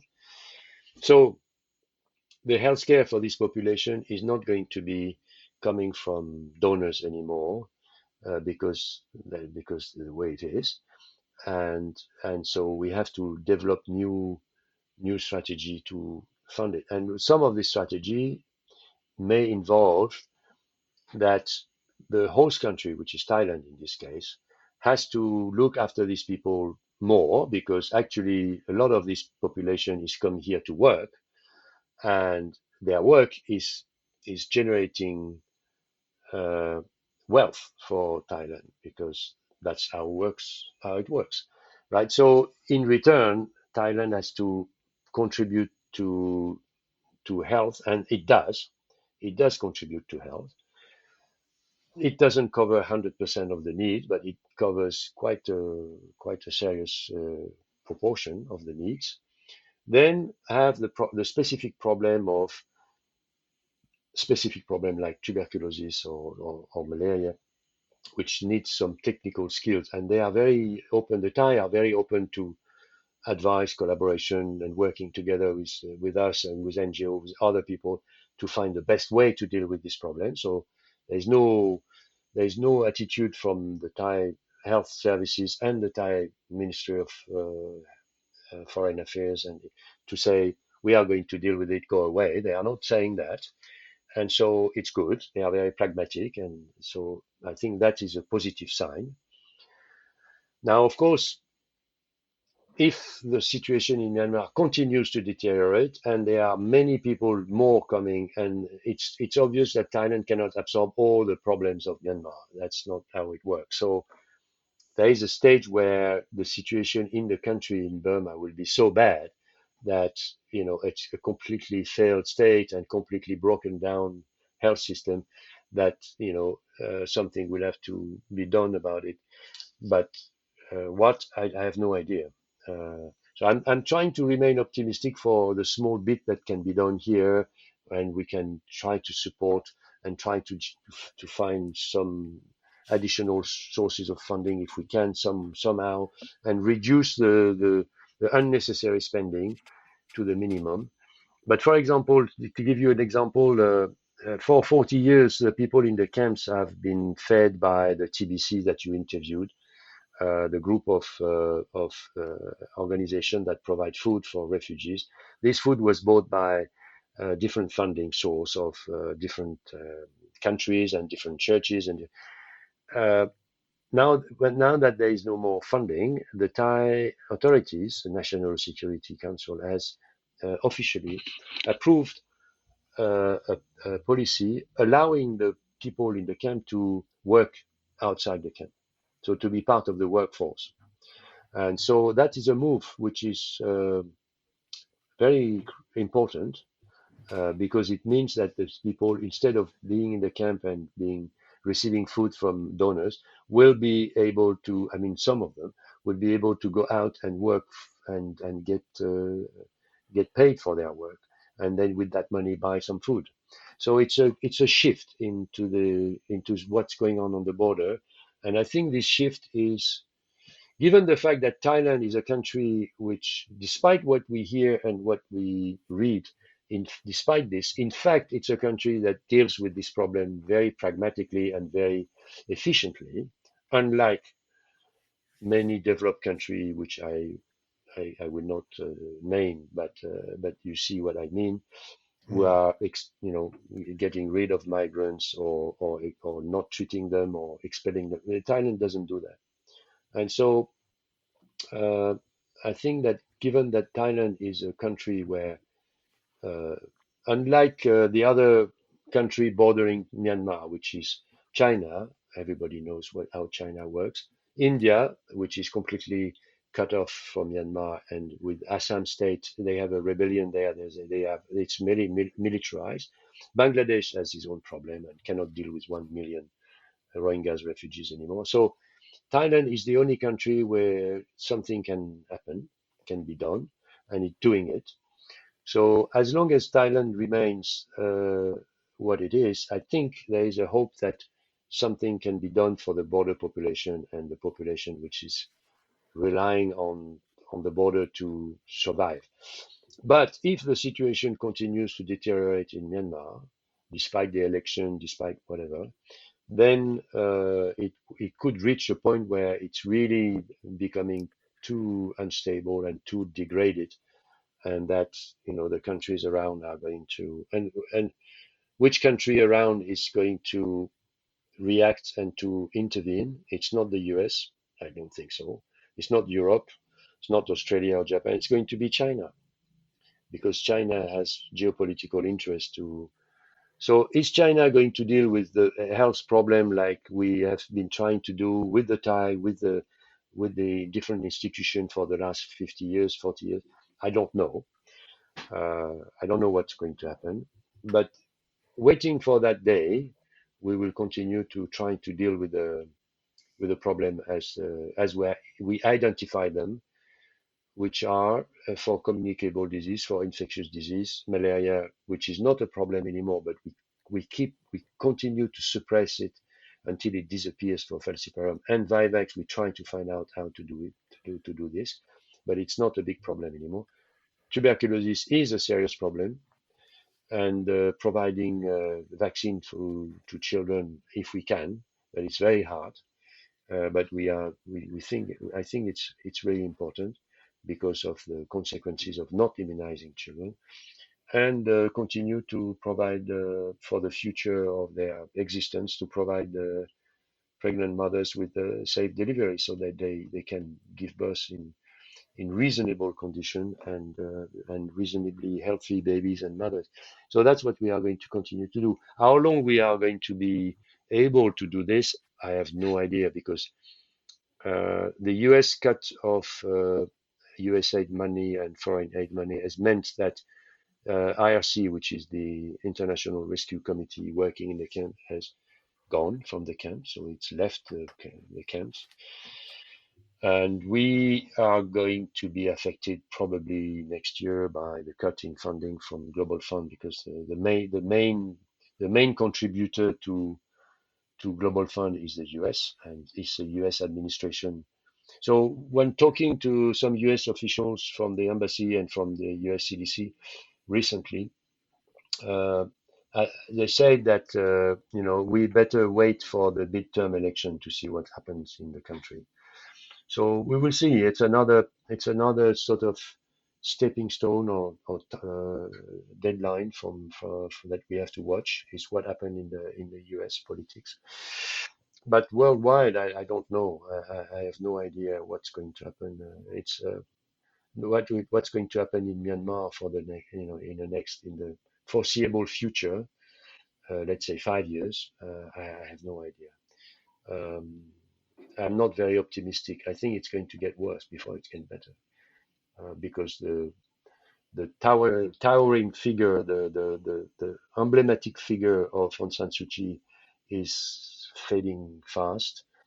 And so, who is the hope is that the younger generation is going to continue to want to have to have its its wishes and its dreams to be realized. The younger generation is, it seems to me that they are stronger in this time than they were in 1988. They are more uh, willing to see a change and to see that. So I hope that's a hope. That's a bit maybe a wishful thinking, but that's a hope that they are going to continue to carry the wheel of change. But yeah, we'll see. I really don't know. And maybe the discussions like the one that we just had and the one that you had with other guests and this kind of activities of trying to exchange ideas, inform each others, and talk about it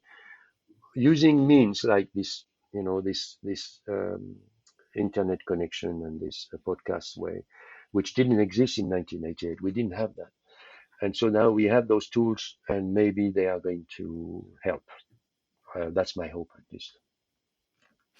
Yeah, certainly. And we certainly know not just the numbers of those listening, but also that we have listeners engaged at every level of the conflict, stakeholders and decision makers, different actors in this. So we certainly hope that being able to hear from informed actors such as yourself and the many others that have been so kind as to speak on our platform, that this is a new way of being able to get not just information but the human stories and experiences that can shape decision makers and stakeholders as they're engaged in the conflict. And I think this has been a big part of that. That being said, I know you're trying to stay optimistic in these times, and I unfortunately am going to bring in another perhaps somewhat pessimistic or negative aspect and ask you to comment on, and that's that. So since the coup, in addition to everything we're talking about with conflict, displacement, disease, lack of funding, etc., on top of all of this, we have seen the rise of massive scam compounds that are along the border. I mean, literally from Mae Sot, you can stand in Thailand and literally watch these massive these massive compounds, buildings being constructed on the other side of the border in Myanmar, standing in Thailand, watching it. That's how close they are. They're not like hidden in some jungle that takes a lot of work to get into. These are lawless enclaves that are run by criminal syndicates holding tens of thousands of largely trafficked workers, overcrowded, unsanitary conditions. Survivors have reported torture, little to no medical care, outbreaks of all kinds of diseases, as one would expect: fever, coughing. And these sites are not just a crime problem, as we've talked about in other episodes, the aspect of the criminal aspect of this, but they're also potential incubators for TB, HIV, other infectious diseases that could very easily spread from the compounds and then spill across borders. This is what happens when you have a lawless area as a byproduct of the coup. And so, from your vantage point, how do you see organized crime in the form of these scam centers fueling new health crises? And what dangers do you see them posing, not just for those trapped inside, but for regional health, public health more broadly? Well, it's obviously a problem because of the concentration of people and the condition in which they are working, and uh, and the very difficult access to care, to healthcare that this group of people represents.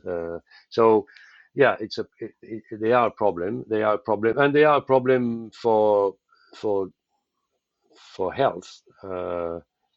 But they are also a problem for obviously many other reasons, economic problem, and they are involved in activities which have impact on everywhere in the world. With the web, you can interact with people in the US, in people in Europe, in anywhere in the world. So So it's a global problem. Um, and why this has been allowed to develop, because as you said, I mean, those centers are huge. They are like towns. They are real. I mean, the biggest one is probably almost as big as Mesot itself. And so it's becoming huge, and it is huge.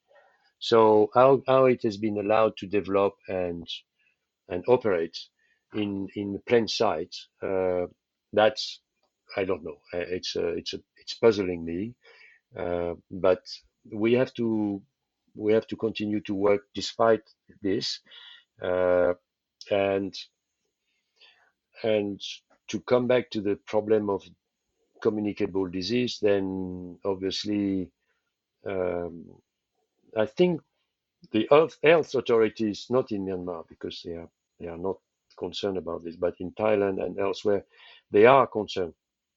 They are concerned about the potential risk of spread of disease. It's tuberculosis, cholera, HIV, and other problems.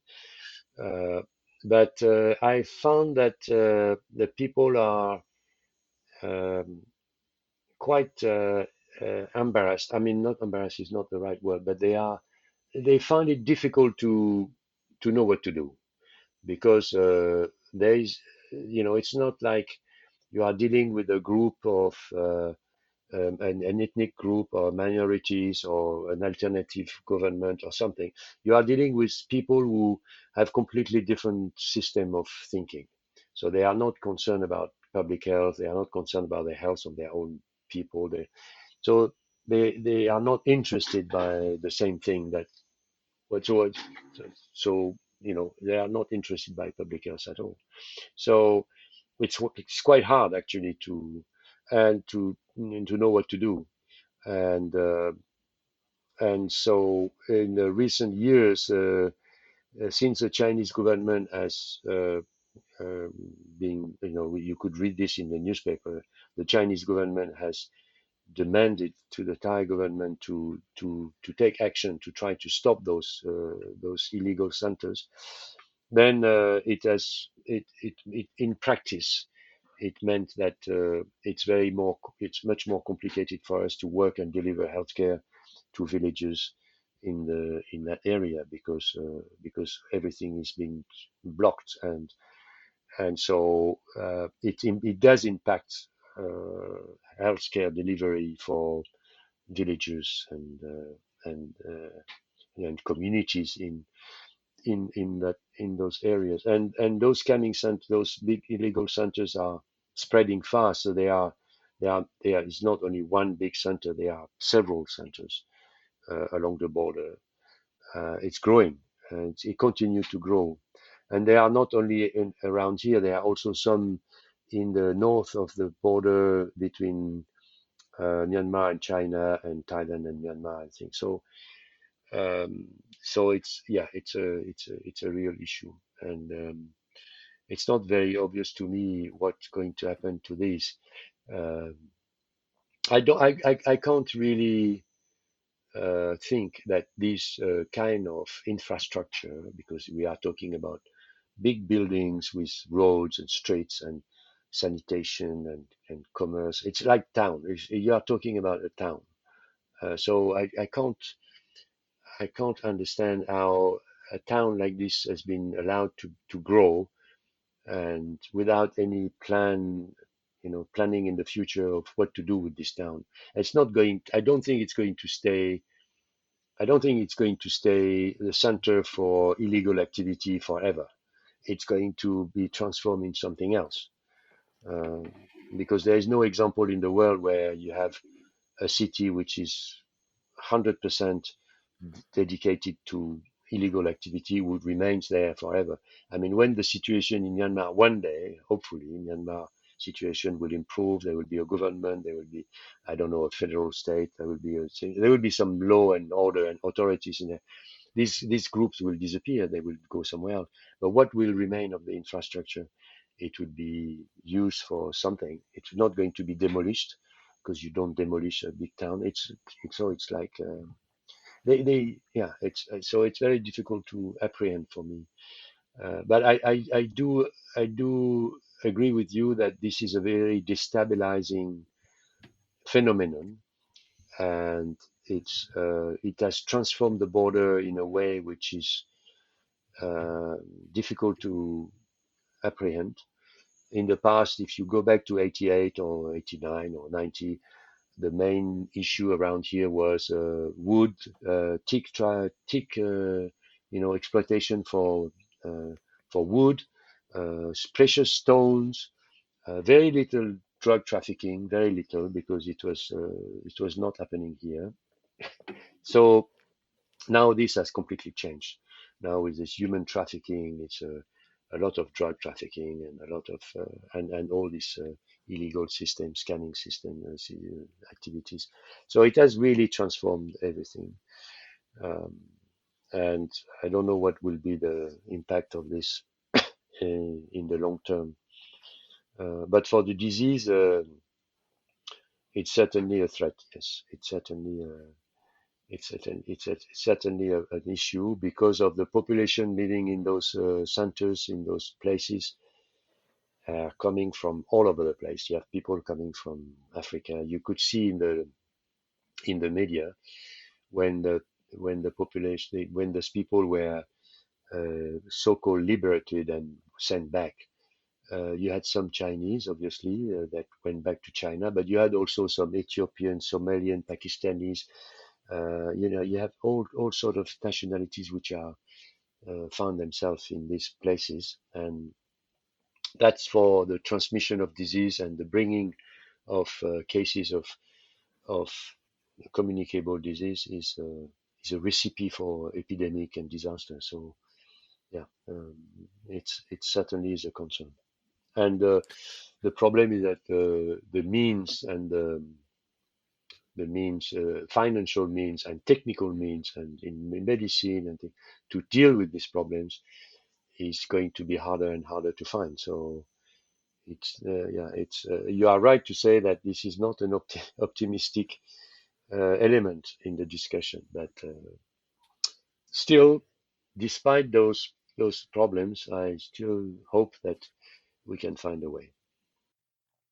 Well, in looking at that possibility to find a way, I'm thinking of this being partly a health issue and partly a political issue, and there are ways to theoretically separate those. And I'm thinking of like examples of like going into corners and streets that where there's a lot of drugs and providing free needles, or working with going to treat sex workers and being able uh, to to provide some kind of medicine or protection to sex workers. And so, thought of in that way. And then historically also, when you look at Myanmar itself, there have been moments when health workers have had to negotiate access with armed groups or even criminal actors just to be able to reach vulnerable populations. And so, this is partly a health question and partly a political question. This might be the political part of it might be a little above your pay grade in knowing what's possible, but would,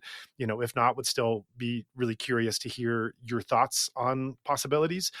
If you think there's any realistic way to engage with or even work through some of these, and can't believe I'm saying this, organized crime networks, to be able to separate that political and that crime and illicit element for the purposes of containing the spread of disease in these enclaves. Of course, that's a risk that can legitimize them in ways that might backfire and would have a lot of pushback in other directions. But going off of what you said a bit ago, that these are cities, these are buildings, like these are roads, like these are here to stay. And so, like it or not, they could be transformed, but how do you transform a multi-billion, multi-billion dollar industry? That's not easy. So if we're looking at some kind of permanence of their existence, what are your thoughts of trying to engage in a way that just focuses on the health itself? No, we try to engage in some questions with related to health, but it's very difficult because, as I said, the terms of the engagement are very different. I mean, we can engage with armed groups and then different parties. And during COVID, for example, we went to immunize different groups, and that's fine. That's okay. We have no problem. But these particular groups have a completely different sort of state of mind. So if we said, well, we would like to screen the whole population for TB and treat the positive, that doesn't work because they won't give you access to that. So we are not trying very hard because we have limited resources to do it and we have other things.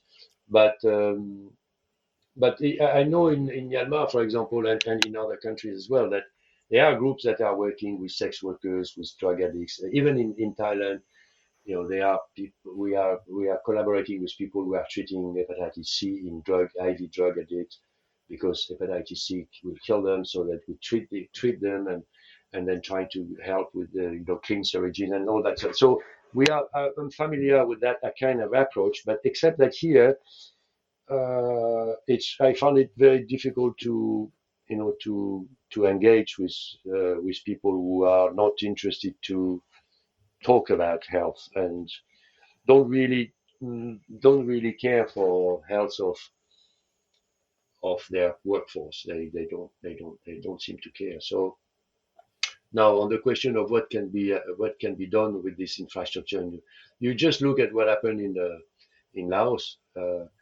They did the same the same happened in Laos 10 years ago. There was a big town at the border between China and Laos, which was a gambling casino and illegal sex workers and stuff. And they developed it. They built it, and they build this infrastructure, this big building, this thing. And then now it's been transformed as a legitimate crossing point with a fast train, high-speed train railway station, and export-import of totally legal business. So you can transform a place like this into a legitimate business place. Uh, it's a question of political wills and time. So I think it will happen maybe in 2, 3, 4, 5, 10 years. I don't know, but it will not stay there as a problem forever. However, in the meantime, of course, there are some concern, and we have to try to cope with the consequences. But intervening directly, face to face with the problems here in this kind of environment is, and plus it's dangerous because you don't know what will be, what can happen, and you send your health workers to a place where you don't know what the reaction can be or what the consequences could be. So because there is nothing like you cannot get a contract, you cannot sign any paper, you cannot get anything on the table. Everything is sort of illegal, and so there is nothing firm that you can base your intervention on. With other groups, you can always discuss and then decide something together, and then more or less the trust is there. But here there's very little trust on both sides, so it's hard. Uh, but um, but nevertheless, we still manage to provide some services to the population, the local population, which has been moved, but is in the neighborhood and in the region. And so we are busy with that.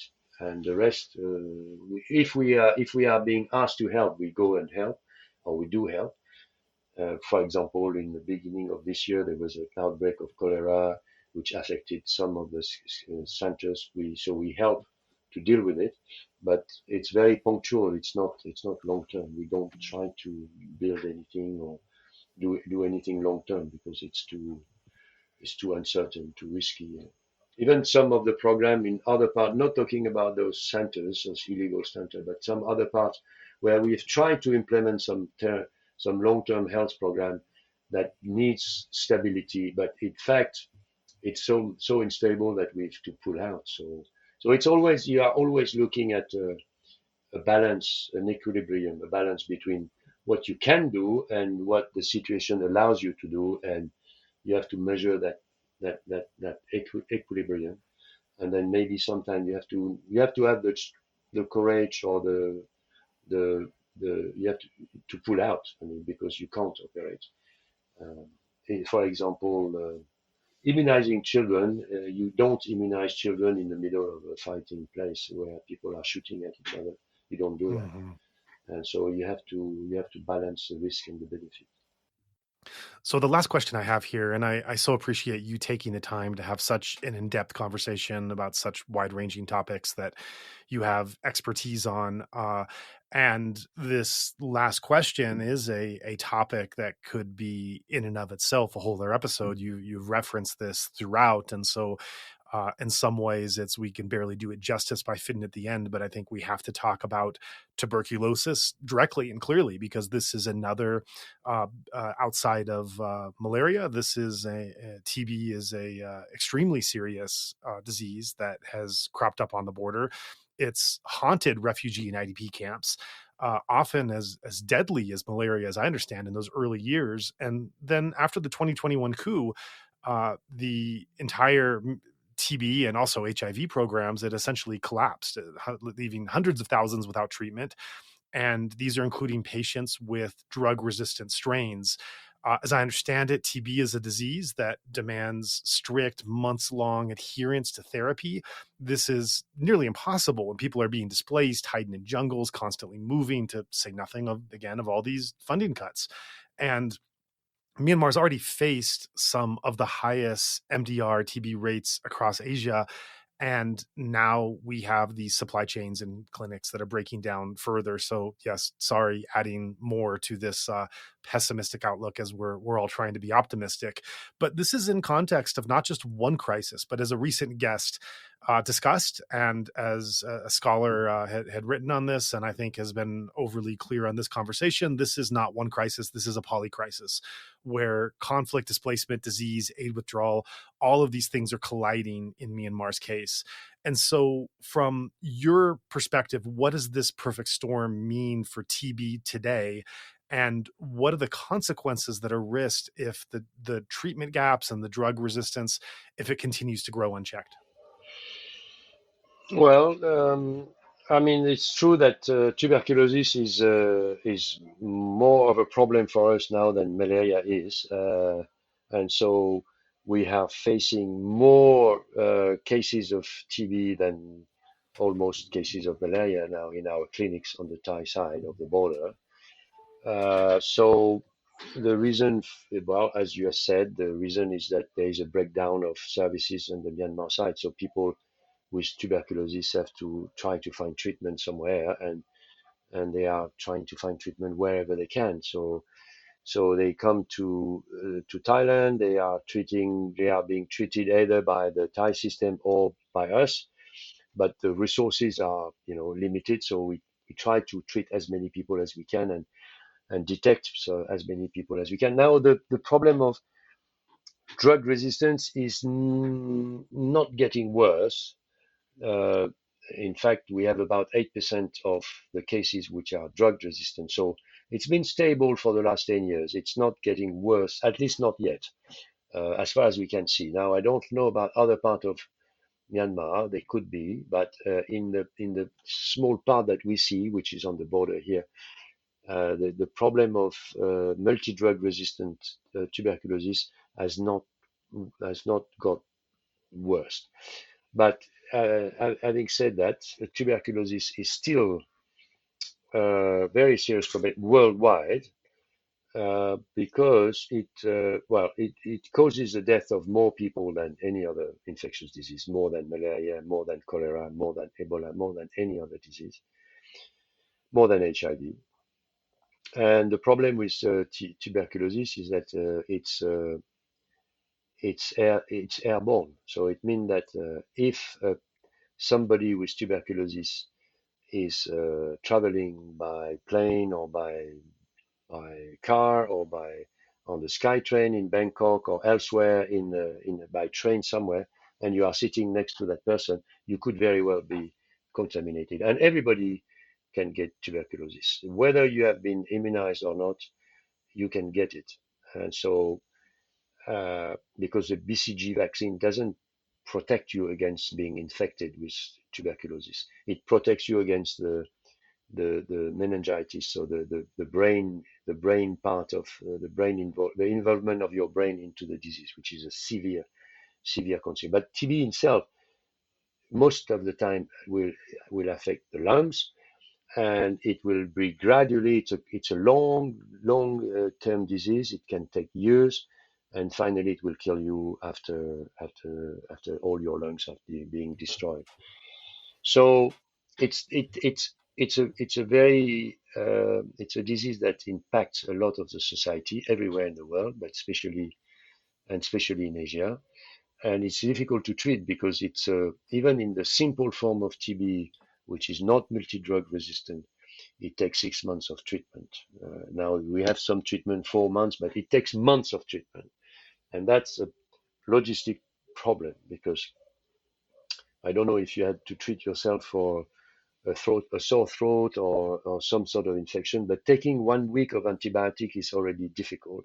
But taking months of antibiotic, it's really hard. So it's a problem of which is, it's so easy in malaria. You get 3 days of treatment and you are cured, but tuberculosis takes months, and so it's a much harder problem to deal with.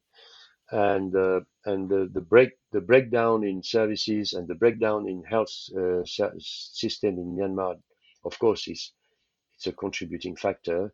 Tuberculosis is a disease of poverty, so it thrives in community who have not access. They don't have access to health. They don't have access to healthcare. They don't have access to. They are poor.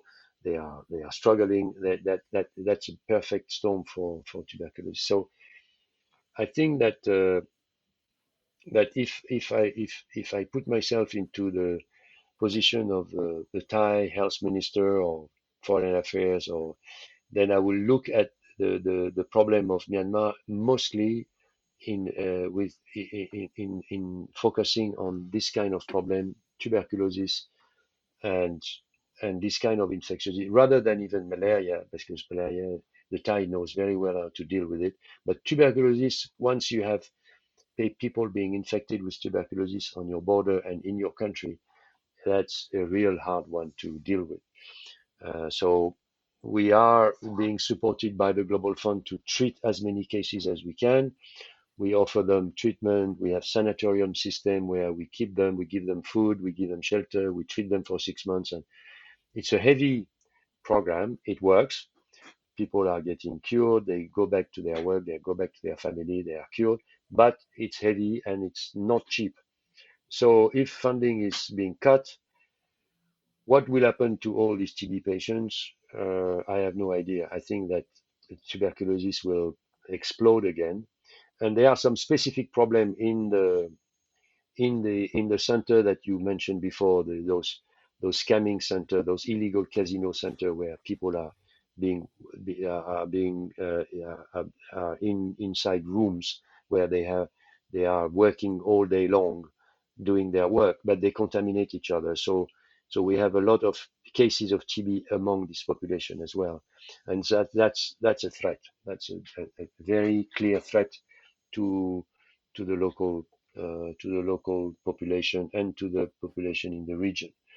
So um, I think that the long term, the well, even not very long, the medium term consequences of Myanmar falling apart.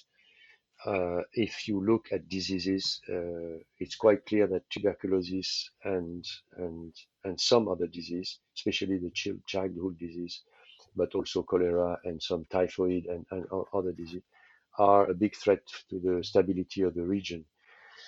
But unfortunately, this kind of threat, you have it in many different parts of the world. And so maybe the foci of attention on Myanmar is not there, then people don't, Myanmar is not on the radar screen of any of the big players here. And so whether we are right to remain optimistic, I don't know, but we have to. Well, I think we try not to give up because if we give up that fight, then then it means that everything we've been doing for many years will be lost, and that's a very difficult reality to contemplate. And I think on that somber note, that's a fitting place to end. A somber note that also brings in that hope of optimism, which I agree with. I mean, if you, for those of us who've been doing anything at all, anywhere up until now, if you believe, if the work that you happen to be engaged in and doing, if you believe in the value of that work and the people who benefit as a result, through difficult times that present themselves, you just keep trying, because otherwise, why did you start anything in the first place? Exactly. Yes. This is And also all the people which have that survived and have been cured, and all the children and all the pregnant women who are still alive, and all the TB patients. Oh, only for those people, it's already a good thing. So I'm constantly reminded that at least for all these people who are there and living their life, it was worth it. But the future, what it will bring, how it will evolve. But I think you can say that with many situations in the world, how is the US going to evolve? How Russia is going to evolve? So that's another topic for discussion. Well, I think we have to keep trying what we believe in, and then we must not despair. And whatever we are involved with, I think we have to keep being kind to others, and the world will remember it.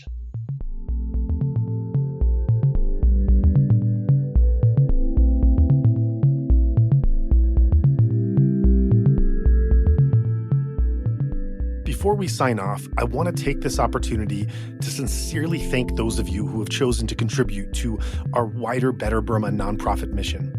In addition to supporting our humanitarian work, we simply could not continue to provide you with the content and information through our podcast channel without the wonderful support of generous donors, listeners, and friends like you. Each episode provides access to one more voice, one more perspective, one more insight. Every donation of any size is so greatly appreciated and helps us to continue the mission. So we take this time to say thank you. To find out how you can contribute, visit insightmyanmar.org/donation.